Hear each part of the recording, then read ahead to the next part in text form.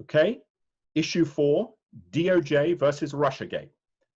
Attorney General William Barr said this week that his department is looking into why, without supporting evidence, the FBI so aggressively sustained its 2016 investigation into the Trump campaign. Columnist John Solomon also suggested that Republicans are preparing as many as 10 criminal referrals over what they believe are instances of criminal conduct on issues ranging from perjury to leaking of classified information. Kerry, John Solomon's columns sometimes vary in terms of their connection point to reality. But if, as we have been reading from others, Bret Baier's interview with Bill Barr this week, it does seem that we might be expecting some indictments of some rather senior Democrats down the road. Do you think that's likely? Well, what we do know so far is that apparently, according to Bill Barr, that there are going to be some, quote, very familiar names or to the American people.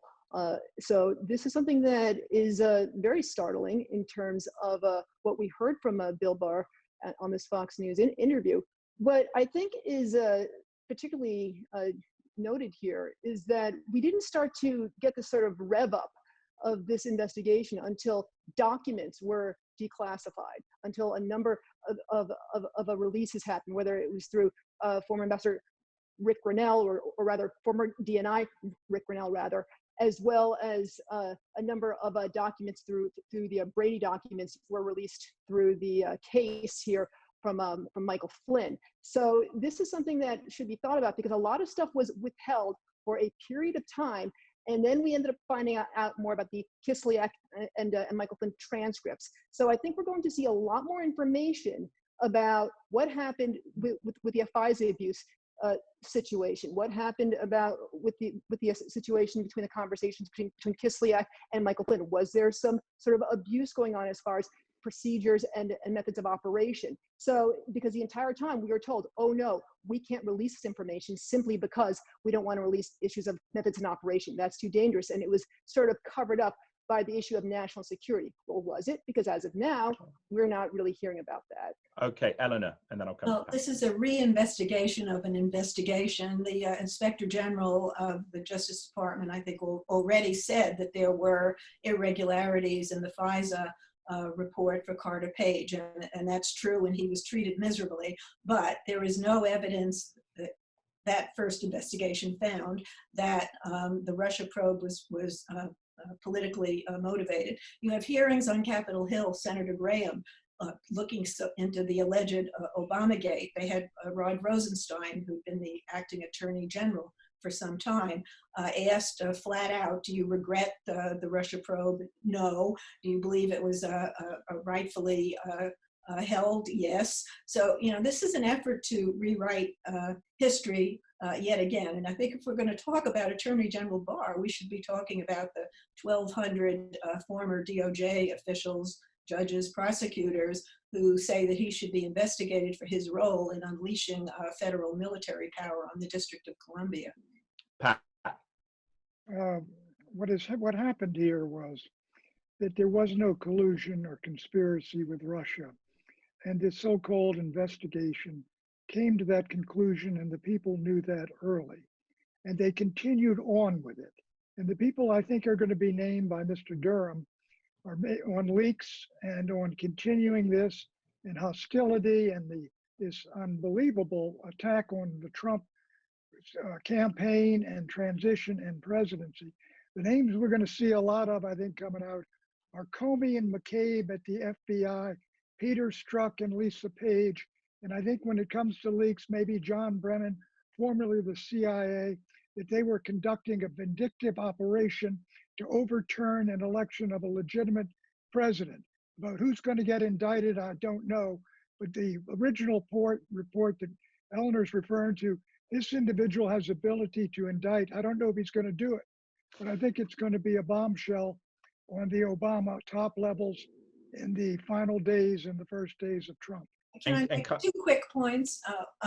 One, the Mueller probe did not prove no collusion. They proved lots of collusion. They did not prove a criminal conspiracy between Russia and the Trump campaign.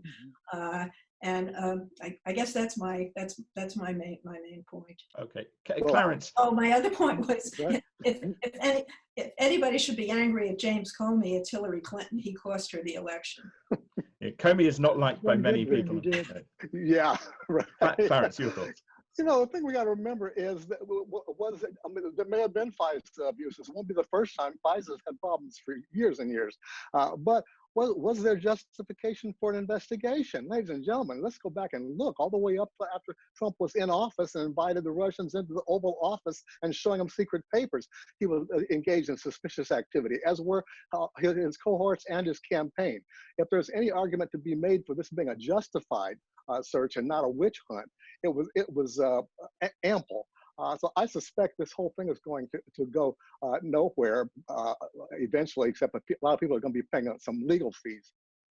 But Clarence, isn't there a case to be made that when you're dealing with the elected leader of the country, as much as there may be suspicious things, Carter Page hanging around with Russian SVR officers, who knows what his thought process was there, it is not enough to have reasonable suspicion to do the kind of things that were done. It must be really compelling probable cause. And by all accounts, that simply was not there throughout the process of the investigation. Clarence, no? Well, tell it to the judge. You know, that's why we're in court now, because this is all those questions. When you're engaged in an investigation, you may have a lot of different reasons for wanting to get more information on somebody. Maybe it proves to be bogus. Maybe it proves to be justified. Maybe you're not sure. But just for Trump to go back. You ought to have a pretty high standard, Clarence, if you're going to go after a candidate for president of the United States and the president of the United States, and they had a big nothing burger to go on. He fired James Comey. He fired the FBI director. The previous president did that, and it gave him a big stir. Let's let Clarence respond. Let's let Clarence respond, and then I'll come to Kerry. I already did. Tell it to the judge. That's why we're heading to court now. But I think this is sour grapes on President Trump's part. Okay, Kerry. Kerry, you know, one of the issues here is the idea of FISA reform on Capitol Hill. What do you think is going to happen with that? Oh, I think that is going to be in a gridlock for a very long time, simply because while you have a number of Republicans over on the House side, specifically over in the Freedom Caucus, who want to see it probably go away completely just because of its complete abuse, the upper chamber wants to see it more reformed, kind of similar to what we're seeing even with the police, the whole defund the police debate going on right now. Except with the FISA abuse situation, you have some people who are the reformers and some people who just want to see the whole FISA court go away. So this is a situation here where you want to watch it very carefully, because I think that it's going to be a very long debate before anything happens anytime soon. Pat, because of the partisanship that now defines the notion of the Russiagate, the Russia investigation in 2016, if Vladimir Putin is to, as he probably will, as a standard fare, you know, KGB Putin style, unleash another kind of influence campaign, do you think there will be any sort of political agreement, commonality to condemn that, in the sense that Republicans will say, we've heard this story before, give me a break? No, I think that, look, if the Russians are up to something, and my guess is they are, and the Iranians are, and the Chinese are, the United States has a tremendous capacity to retaliate, and behind the scenes ought to be telling them, look, fellas, you try this, and you will not like what we're going to do to you. But as for what Putin did, what it got down to, they had a troll farm of millennials or something sending these messages, trying to divide the United States even more than it was already divided, supporting Republicans. I mean, it was ridiculous. People do these, Tom.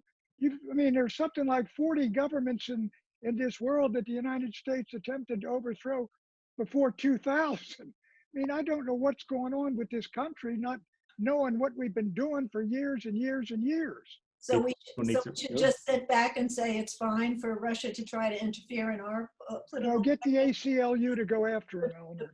The president just impulsively said he was pulling out a major number of troops from Germany without consulting with anybody else, dividing the alliance, which is exactly what Putin wants. He has done. Eleanor, we've had those. Well, let Eleanor finish, and then I'll come back to you, Pat. We've had those troops there for 70 years. The Germans have an army. I think they've got about 10 tanks. They won't defend themselves. They're refused again and again and again. Finally, you got to tell them, look, if you don't build up your own armed forces, which you should, we're going home. And splitting the alliance helps whom? All right. It helps us. Clarence, I'm I'm broadly I was thinking sympathetic. that. Yeah, I'm broadly sorry. sympathetic of President Trump's decision to move troops out of Germany, but that he should move them to Poland, which meets the 2% GDP target of NATO spending.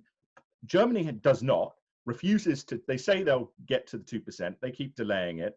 And, you know, ultimately, alliances should, as President Trump fails to understand sometimes, be about the basis of mutual security, Article 5 NATO, but they also require shared burden sharing. What say you on that?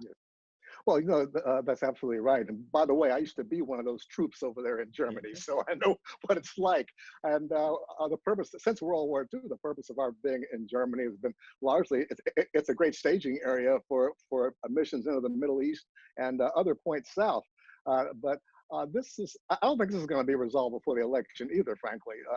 You make a very good point that maybe we should be making a firmer alliance with Poland. It makes a lot of sense in many ways, but I doubt we're going to see much real bold action on that before November. Kerry, your thoughts? No, absolutely. I mean, look, this is something, and it's not surprising at all that President Trump feels this way throughout the 2016 campaign. What was one of his main rallying cries? Pay your fair share. All right, the United States shouldn't be constantly having its troops all over the world, constantly,